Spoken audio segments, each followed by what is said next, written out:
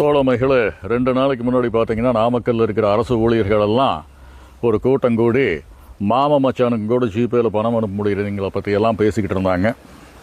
அரசு ஊழியர்களே, சகோதர சகோதரிகளே, பொதுமக்களாகிய நாங்கள் உங்களுடன் இருப்போம். எப்படி? லஞ்சம் வாங்க மாட்டோம்னு ஒரு சூளுரை கொடுங்க.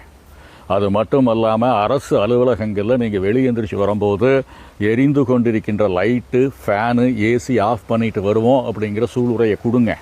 3வது, வருகின்ற பொதுமக்களுக்கு உடனடியாக வேலையை முடிச்சு கொடுப்போம், வர்ற மக்களை மனுஷனாக மதிப்போம்னு சொல்லுங்கள். பொதுமக்களாகிய நாங்கள் உங்களுடன் இருக்கின்றோம்.